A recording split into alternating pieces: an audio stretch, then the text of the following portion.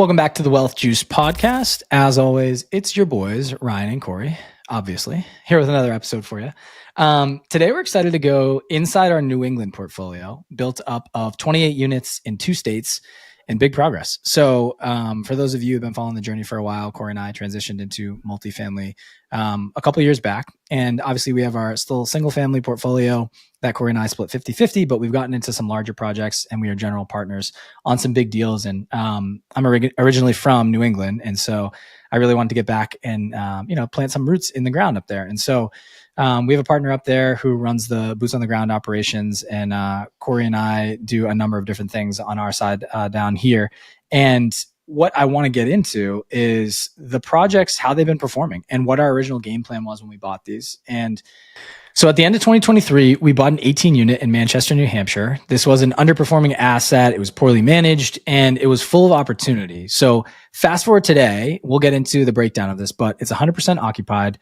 We are under budget on renovations and it's positioned to outperform our original projections. So we're very excited about this project.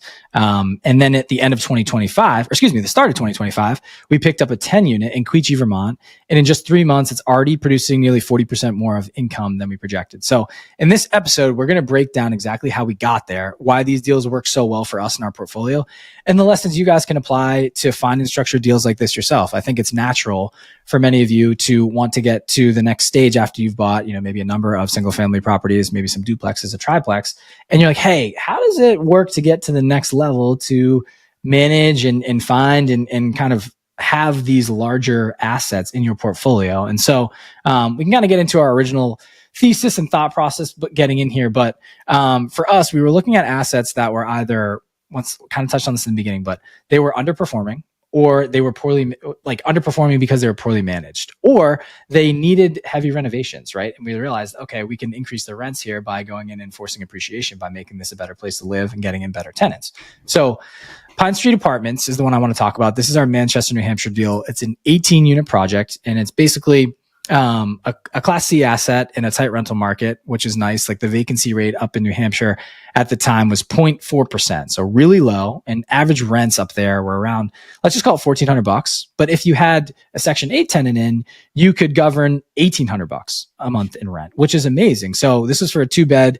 And then if you move to a 3-bed, it jumped all the way up to $2,100. So we saw an opportunity here to say, hey, if we can take current rents where they're at and transition this into Section 8 tenants for all 18 units, we're going to generate a lot more cash flow in this asset. The only thing we need to do is make this a better place to live and then, work with the HUD office to get people in here. So overall, this was about $400 more on average per unit with a government-backed payment stability. So we were like, this is a no-brainer for us. How can we make this work? So this project is 18 units built across 3 buildings. So there's 12 2-bedrooms and then 6 3-bedrooms in this apartments, essentially in this complex here. So our original plan here was to do cosmetic renovations and manage overhaul that could force appreciation over time, right? Our initial projected IRR was 24%.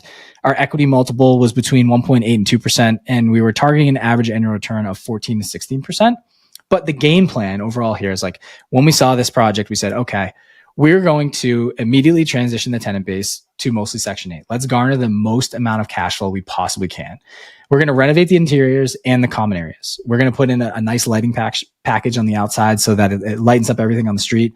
The project's amazing because it's right on the corner and it's located right by a park too. So there's not really a ton of other properties right on that side. So basically people can go walk their dogs, enjoy time in the park, get outside, but we need to keep this light and bright so that way, you kind of weave out the shadiness of anyone around the area. So we also wanted to install water saving fixtures, new lighting packages, and then push rents all the way up to the maximum amount. I already kind of touched on this, but as many people as we possibly could, get them in as Section 8 and evict all the old tenants that were either not paying on time or they were really hard to deal with and they're basically not following protocol. So overall, how could we come in as a collective unit in a business and remanage this property, get it way better condition than it currently is, and then get in the right people? And if you do that, this is how most multifamily investors think about things. And they're like targeting maybe 1 or 2 or 3 of these things to go in and kind of change an asset and figure out like, hey, how can I put my spin and my flair on this to garner more income and then provide a better housing opportunity for people? Because having an asset like this sit in an area that's just not only underperforming, but it's almost like an eyesore to people around, and they know the riffraff that come in and out of here. So it's like, how do we get the right people in here and treat them the right way to make it a great place to live, but then also, make it an asset that produces a significant amount of income? So the purpose for this episode is to explain where these properties are now. As Ryan mentioned, that property was purchased in 2023. We're going to talk about our Vermont deal that was purchased in 2025 and the kind of the differences in the turnarounds in these projects. I think it's really interesting to note, like this Manchester project in 2023 with our partner Sean, and we've raised capital from limited partners, actually has taken longer than we thought, to be honest, like to get everything stabilized. So where we are now with it though, is we have 100% occupancy. It took us a while to rent some of these units, because there was changes in the government. Like for example, as Trump came into office, there were thoughts of changes of whether or not, because some of our Section 8 were refugee programs. So we had to figure out like who we were going to rent to. And so it took a little bit longer, but now every single unit is rented. 14 units are fully renovated. We didn't actually get to renovate all 18 because we kept 4 good tenants with light upgrades and incremental rent like increases. So actually by doing that at the stage right now, 100% with 100% occupancy, our capital expenditure plan was $450,000 of CapEx, in the entire project. We've only spent about $270. So we're under budget by like 170 because of those extra 4 units that are just currently, they have 4 good tenants in there. So we're 100% occupied, but not at all 18 units with the newest rents. So being under budget means our cash flows for our investor returns are good. They're healthier. But it took us a little bit longer. So like when we had some turnovers, it took us, instead of 30 days to get someone in there, it took us 60 to 90 days. So the first few months of the year, our NOI was down because we did have some vacancy and some turnover, but now we're fully stabilized. And the NOI is about 11%, projected 11% over budget going forward. So in just terms of talking about why this is a great deal, we're right on a college campus now that we're not renting to college students, but we're right in a market where there's high rent growth and high demand, and there's ultra low vacancy. So there's waiting lists for a lot of these Section 8 tenants. I know there is in New Jersey. I know there is in PA. I'd have to look and see if the waiting list is long in New Hampshire, but they're sought after. So the government-backed guarantee, it really helps us. And then with the cosmetic upgrades we did, and we out doing the exterior, the common areas and the new lighting, it puts us in a position now where we're going to be able to refinance. So that's the current stage. We're looking to refi. Again, bought in 2023. Now we're going over bank lending situations of where we could refi. And then, so we have expected upside. So a lesson here is that if you can see a clear gap on current rental markets, and then maybe move that to a Section 8 on a project like this. Even C-Class, this is probably a C+, I think that's what we mentioned. Even C-Class properties can be strong performers if the market's right and the management is upgraded. So who was managing this before didn't have great systems in. So that's where this stands. And honestly, I'm pretty happy to report it took a little bit longer, but I really like this market that we're investing in, and we just have a great team overall. So yeah. Anything else there? It comes down to management. And also, I just want people to realize this. You're probably doing this at a smaller scale if you aren't really in the large multifamily game yet. If you're doing these small things on a single family or a duplex or a quadplex, it's the same thing, just scaling it on a higher percentage. Analyzing a deal is a little bit different. But my point here is, we did some very basic things that you probably all do in a single family home, or small multis, right? We changed the floors to LVP floors. We painted the walls gray. We upgraded the fixtures. We upgraded the common areas. We put a lighting package on, basic things that we're fixing, right? And they just needed some updating and refreshing. A lot of the tenants in there were so excited when we first got in because the place hadn't been renovated in years, and things were taking forever. Any maintenance issue would take forever to get fixed. So we knew we could go in with our team and become an ace in there and make the current people feel amazing. But at the end of the day, there's still people that were originally in there that were not paying bills on time. They weren't following the lay of the land, even with us coming in new. So eventually we had to go through evictions and going through that process through the court, right? And like, it took longer, as Corey mentioned, a lot longer than we had hoped for on certain units, but other ones we got to do right away, and it was amazing. So you kind of had those dollars coming in, and you had to manage. Okay, when one person turned out of a unit, do we go in here now and do a full gut renovation, or do we just do a little quick fix to get someone else in here? It depended on our pipeline of people that we had coming in, right? And this was kind of a learning experience for us, is we're so used to a quick turn for one tenant. But if we're doing this for 4 units at a time, it's like vetting these people, screening tenants, making sure that they're going to fit for a long time, and get them in for the year rent at also the new market rent, which was the highest we could do. So it's worked out. We're excited about this asset. I think looking for the future, Corey kind of already mentioned this, but like what's coming up here in the future is like, we'll look for a refi here soon. And you know, it'll be amazing. So all of our investors, we pay out quarterly here on this. Honestly, it's an amazing long-term deal. I also want people to understand when they get into deals like this, and Ryan and I are general partners, is that it takes time for general partners to get paid on projects, right? Our obligation and our duty is to pay back our LPs, people that are passively investing in these deals.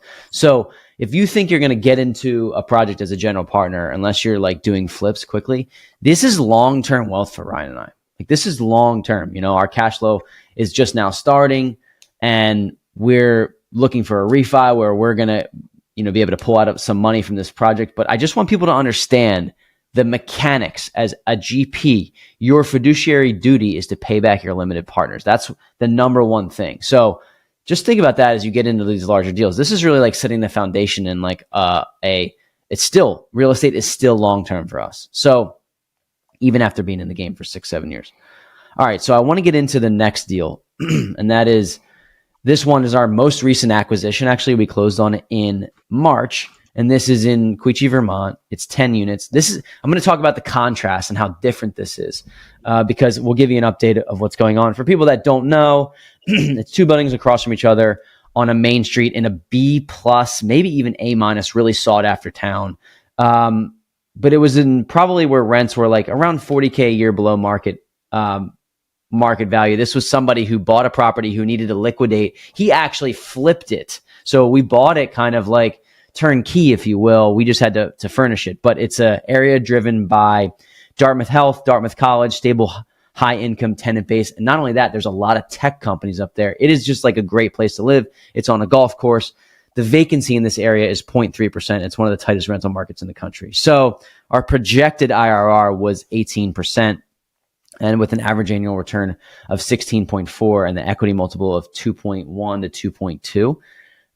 The game plan here was to close rent gap to market, furnish of the 10 units, like furnish about half of them for traveling healthcare professionals, which had $3,000 a month in potential rent going directly to the healthcare institutions. We've talked about this on previous podcasts before. And then rent out some of the unused storage space, really minimal renovations. But what happened was, and I just talked to our partner Sean about this, is that the fire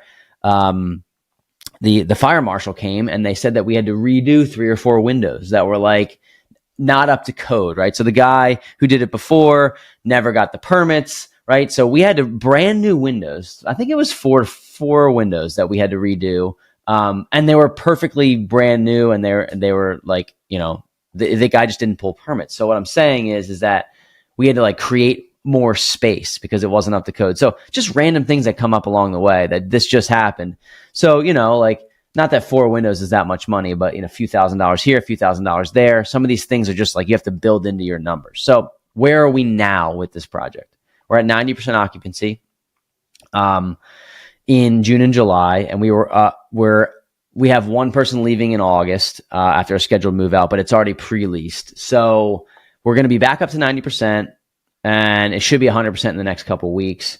So the leasing, we have very strong demand for this property. And actually some of the units that we were intending to rent as to traveling nurses on a midterm basis with stipends, we're actually able to get that on a long-term basis, which is pretty cool. So our gross income is actually 36% over budget. And the NOI is 38% over budget in the first 3 months after we finally once we had to deal with the fire marshal and some of these ancillary things, one of the biggest things though that I would encourage people when you do underwriting, and this is us and our partners factor this in, we factored in a 76% worst case increase for our taxes when we purchase the property. So when you purchase a property, the property gets reassessed at the value that you purchase it at, which can come with a large tax reassessment. So we buffered into our numbers a 76% increase, but the property taxes on the reassessment actually came in at $34,000 a year underneath that 76% increase.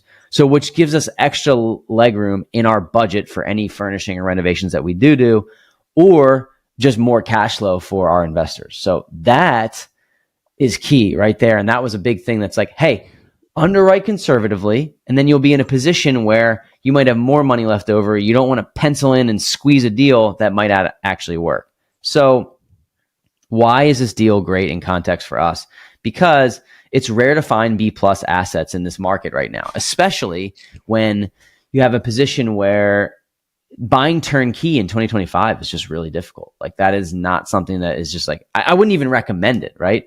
But when you're walking distance to amenities, coffee shops, restaurants, bars, we found a turnkey asset that's able to have high tenant quality, and the market strength allowed us to outperform rents immediately. So that was big. Conservative underwriting helped us pull this off. And then that's just kind of where we stand right now with this project, 90% filled, about to be 100%. And we're looking forward to starting to reap the benefits of quicker cash flow, like coming in sooner. So that's kind of the status of this project, and it's exciting. It's exciting. We're on track with this one for sure. Yeah, I think what makes this a great deal in context, it's rare to find a B+ asset in a market this tight. It was a turnkey property, which was amazing. You saw the 18-unit deal that we kind of just walked through. There's a lot of things that needed to be changed. And there wasn't a massive shift in like renovation budget that we had to put into this project, which is amazing, but just totally different. It was the business plan that changed. Instead of, budgeting and trying to figure out long-term leases that potentially wouldn't work amazing for a property that is like newly turned, right?